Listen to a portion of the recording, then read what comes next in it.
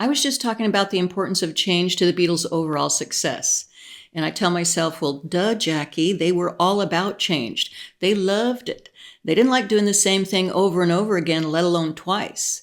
They were always looking to expand the envelope and trying new things to keep things, fresh, new, and exciting, and fun, not just for the fans, but for themselves, because if it wasn't fun, they just weren't going to do it. And that's a great attitude to have if you're a creative, if you're an artist, because that's what life is. Life is all about growing and changing and evolving. We're kids and we outgrow our baby booties, we outgrow our baby clothes, and eventually we move on and we have our own home and we have our own life. And as perfect as that is, sometimes, there's a little bit of pain involved, not just for us, but for the folks we leave behind. And that's what happened with the Beatles when they began to outgrow the concert stage and they no longer held those live shows. They left a lot of disappointed fans behind, all over the world saying, oh my gosh, we're never going to see the Beatles live again. But maybe they made up for it by going into the recording studio and creating a lot of wonderful new music. They probably gained some fans too. But like we saw in Get Back, they probably lost a few fans. That guy in the street, he's out in the street. The Beatles are up on the roof, and a guy with a mic walks up to him and says, hey, do you like the Beatles? And the guy looks up at the roof and he goes, nope, they've changed. Well, again, that's what happens, so this guy's going to get left behind while the Beatles move on. And that's the other thing that we saw in Get Back. We saw the Beatles beginning to outgrow the Beatles. The Beatles really had a great system. They had this, John, Paul, George, and Ringo, they had this Beatle box that they could go into, have a lot of fun, make a lot of great music, make a lot of money. So many things were possible, in that Beatles box, and they loved it, and it worked for them, and they'd been in it for a long time. But just like a lot of things, things begin to feel a little bit cramped sometimes, and you begin to wonder, and they begin to change and evolve, and they begin to look outside the box. Maybe it's more fun outside the box, but they haven't quite got to that point yet where they all kind of jump out of the box for good. Just like any relationship, whether it's like with a friend or a partner or even in a working relationship, you're with that person and you enjoy being with that person. You have a lot in common. You maybe even love each other, and it's work, and it works, and it's great. But then maybe after a while, you begin to maybe change what you like. Maybe they begin to change what they like, and it no longer works the way it used to, even though you still care about that person. And maybe you care enough so that you say, let's work it out, but then maybe it doesn't. But you still are very uncomfortable and there's a lot of tension, et cetera. And you say, well, maybe it's best to move on before I wind up, really disliking this person, which I don't want to do. And I also don't want to dislike myself. So, you try to work it out, doesn't happen, and you move on. That's what life is all about. But the Beatles haven't decided yet to move on. They're in 1969, they make Abbey Road. And then there they are in the latter part of 1969. And my mantra with the Beatles is everything happens exactly the way it's supposed to happen. This is what I keep telling myself. Everything that happened with the Beatles was just perfect. So here's John in the latter part of 1969, and, he's beginning to feel uncomfortable, just like they all are. They're all uncomfortable. So John finally decides to be honest with himself, and then he decides to be honest with the rest of the guys and says, you know what, I'm done. I don't want to be a Beatle anymore. This is it. And he, proceeds to knock over that first domino, and everything kind of falls from there, going from the end of 1969 all through 1970. But it's really not over yet, because they're in that weird limbo land where sometimes, they're Beatles and sometimes they're John, Paul, George, and Ringo. And that's not a great place to be. It's just not. It's very uncomfortable. Like say, for instance, you're this guy, you've been at work for a long time. You've been at this job and it really works for you. You get paid a lot of money. It's made a lot of things possible for you in your life. And the boss is okay. Your coworkers are okay. It's not perfect, but it's great. And you intend to be there maybe for another 20 years.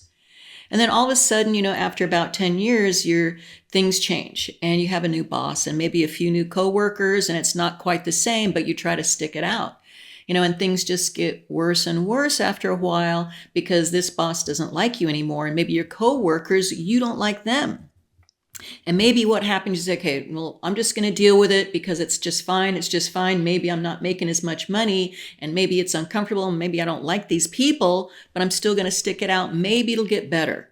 This is what you're telling yourself. But then more and more time goes by and your work suffers. You're just not doing your best and maybe you don't even show up to work. And then people really do have a reason to, not like you. And then you wind up hating this person and hating that person.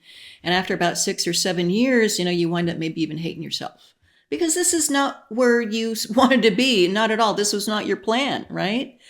But then finally you say, okay, I'm done. You're like, I'm just going to move on. I'm going to quit. And then after about a month or so, you look back and say, oh my God, I should have quit like, 6 or 7 years ago. And then finally, but you still maybe hate yourself and you're beating yourself up about, not just ripping off the Band-Aid like 6 or 7 years before. So the Beatles haven't quite decided yet there in 1970 to rip that Band-Aid off, but definitely those friendships were beginning to suffer. Their music maybe might have been suffering. I don't know. It probably wasn't so much, but they were definitely not doing Beatles work. They were mainly doing solo work. And then I guess Paul decided that he was going to do what he needed to do. And like I said, everything that happens with the Beatles world was meant to be, and it worked out perfectly.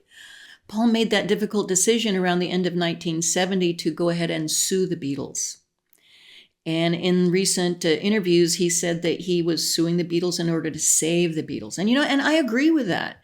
I mean, in hindsight, he may even have been saving the relationships. Because what would have happened if the Beatles had stayed together? What would have happened if the Beatles had stayed together and Paul had decided to just finally just go along with it? Okay, this works for me. This is fine. This is fine. And they're all kind of saying, this is fine. This is fine. Maybe we would never have had, all that good solo music. Maybe not. Maybe the Beatles work, collectively their output might have really sucked. Who knows? Because they wouldn't have liked each other. The environment would not have been conducive to brilliance. Everything would have suffered so much negativity, it would have translated probably into the production. Maybe, who knows? I just don't know. And maybe they never would have been able to reconcile after somebody finally in 1975, 76, or maybe 77 said, okay, we're done. We're not doing this anymore. We're going to sue. We're going to break up the Beatles and then just move on. They may never have been able to reconcile. We may have never got back on track. We may never have had Anthology get back and all this other stuff. That's a perfectly legit scenario. So I go back to here's Paul at the end of 1970 doing what he had to do. Hugely difficult for him, just absolutely devastating. And he had to bear that weight, of the guy that, broke up the Beatles for decades, which, he sued them to break up the Beatles Corporation so that they could all move on. And like I said, everything that happens in the Beatle world happened exactly the way it was supposed to. So John started everything by, tipping over the domino, like I'm done. They entered the limbo land. Paul said, this sucks. I'm not doing this. This is stupid.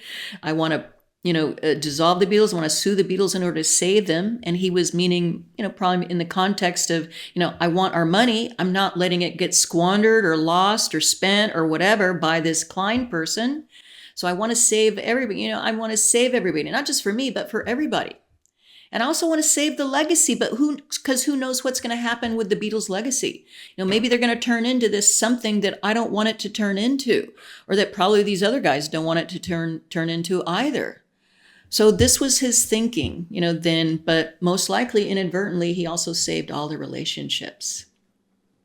And at least I like to tell myself that. I mean, that's my take on the whole thing, that definitely everything happened exactly the way it was supposed to, because then they were able to mend their fences sooner rather than later. We got all the great solo music. They were able to go ahead and save that legacy so that we could have, Anthology and all this other music and the Get Back and the Let It Be and everything and beyond, and the new Anthology and anything else we're going to get beyond that, whatever it is. And I know a lot of people want a lot more, as do I. And I'm sure we're going to get it. So, and it's just too bad that it happened that way. It's too bad there was a lot of pain with that growth, but everything happened exactly the way it was supposed to happen. That's my mantra. Thank you so much for being here with me today. I really appreciate it. And until next time. Peace and love one another. Take care.